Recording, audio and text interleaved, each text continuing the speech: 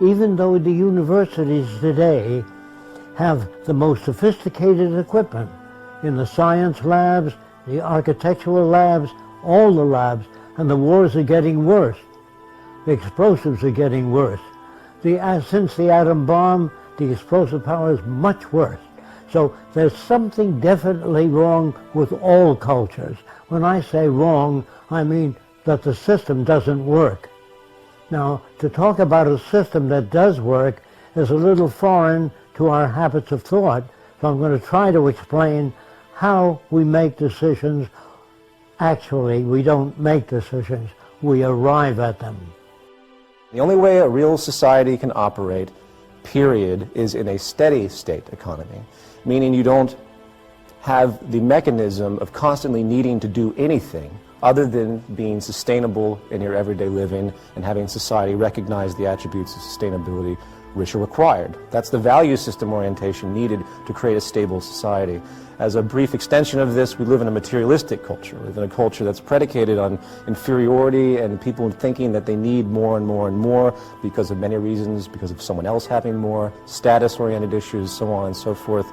And that fuels into this mechanism of the growth economy, of getting more and more holidays, people give each other gifts. These are inventions for economics.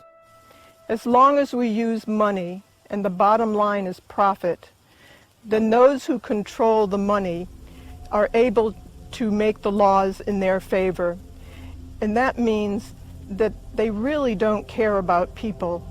They care about wealth, property, and power when that is the main incentive.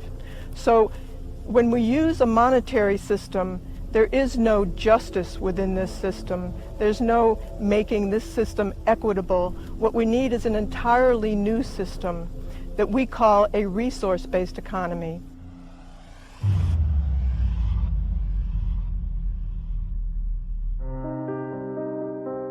In regard to social operation and how to create a new society, or better yet, just to say to create any society that would be sustainable and efficient, there's really an empirical train of thought, if you will, of how to do that. First of all, you have to think about what the human being actually needs. We require resources at the bare minimum. We require food, water, etc., as we all know. Therefore, resources become the most paramount subject. Resources, in fact, should be the foundation of any economic structure. So what do you do if you consider that the Earth is a closed, finite system? First thing you have to do is do a survey of the Earth's resources and the carrying capacity of the environment. If you produce a population far in excess of the carrying capacity of the environment, you're going to have trouble. You're going to have malnutrition and all the problems that go with it. So first we have to find out what can each successive environment carry and maintain a population in accordance with the carrying capacity of the Earth, not what I like or somebody else likes or some politician's notions. It has to be based upon the carrying capacity of the Earth.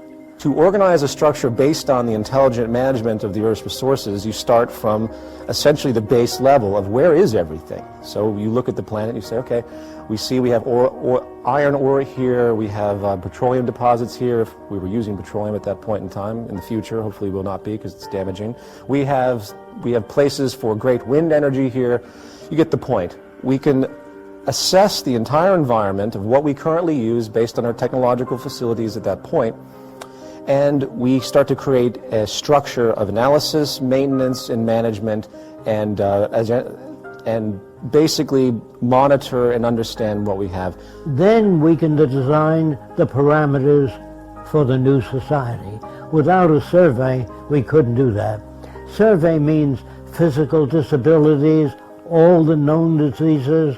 That tells us how many hospitals we have to build. Of course, the survey would include available materials. Otherwise, if you just sit down and turn out a hospital or turn out a social plan, not based on what you have, not based on what Fresco believes, only statistical evidence. The end of what's your opinion should have been gone in 1927. Then you move to the next level. How do we utilize resources in the most efficient way? Technology is the methodology to harness any type of resources we have. Technology is the growing intellectual field that allows us to know how to manipulate our environment for our betterment and to be more sustainable, hopefully. So what we do is we utilize our technical information, and then we analyze the planetary resources. Then we build from the ground up an entire infrastructure, not based on the whims of any type of ideology, capitalist, socialist, fascist, whatever, what have you, communist. You do it based explicitly on the most efficient means to do it with the most peak efficiency possible based on the technology available at the time, the intellectual resource of the time. You have peak efficiency and sustainability as your goal.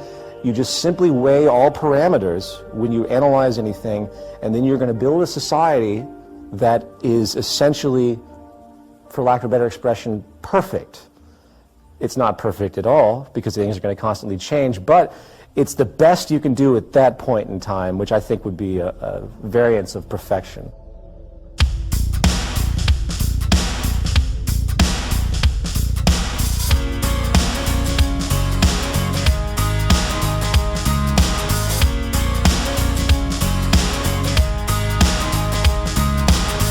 One more depending on a prep, yet we all look away. People pretending everywhere.